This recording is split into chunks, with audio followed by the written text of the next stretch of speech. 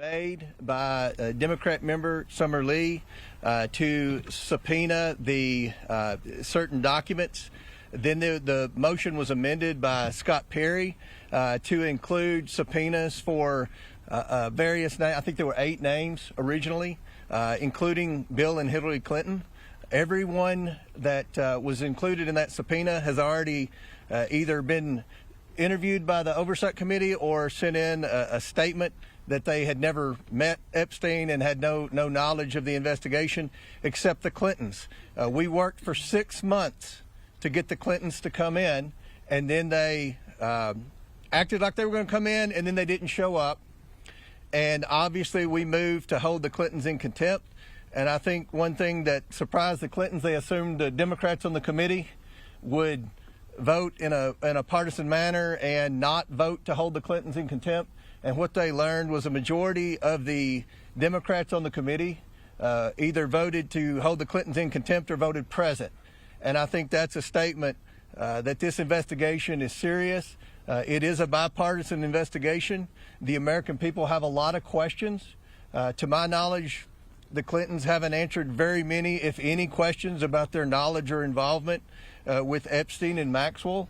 Again, no one's accusing at this moment the Clintons of any wrongdoing. They're going to have due process. But we have a lot of questions, and the purpose of the whole investigation is to try to understand many things about Epstein. How did he accumulate so much wealth? How was he able to surround himself with some of the most powerful men in the world? Was he an asset for our government or any other government? These are the questions that we're going to ask over the next 2 days, and hopefully we'll be able to get some answers. And as always, we're going to release the transcripts. We're going to release the video as soon as everyone has approved it. The normal process in a deposition is the attorneys would have the opportunity to review the transcript and review the video to make sure that there are no errors. And this is going to be a long video because this is going to be a long deposition.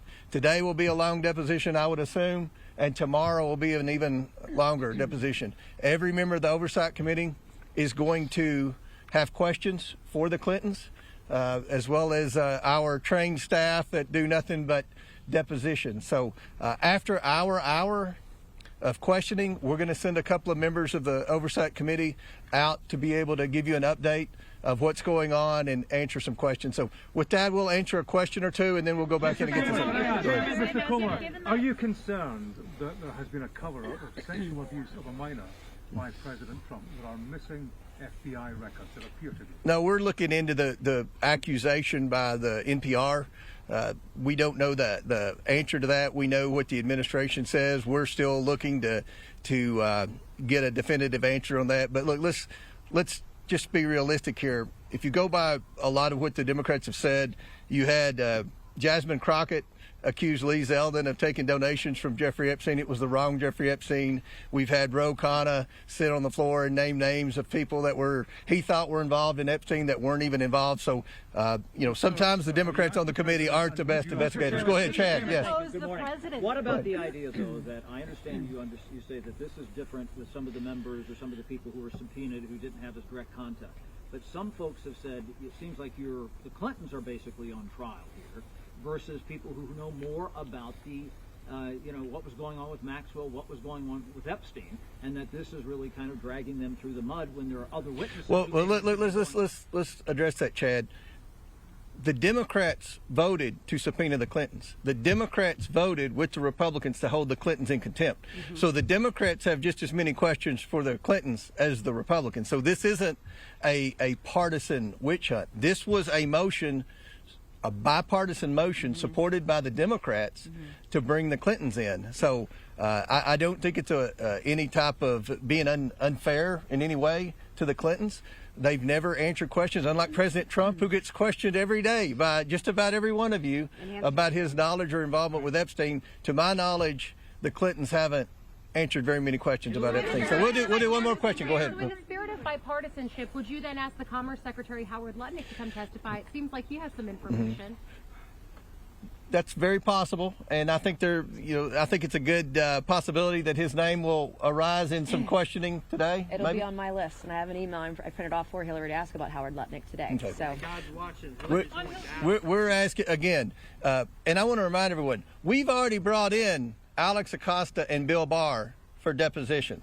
That's 2 Republicans in the Trump administration. So this isn't just about Democrats. This is about anyone that has any knowledge of Epstein, the investigation. I think we all agree the government failed. The government failed the victims. And what our role is, we can't prosecute anyone. But what we have been doing is getting transparency to the American people. We subpoenaed the estate. That had nothing to do with the discharge petition. We subpoenaed the documents for the estate. That's what the victims asked us to do.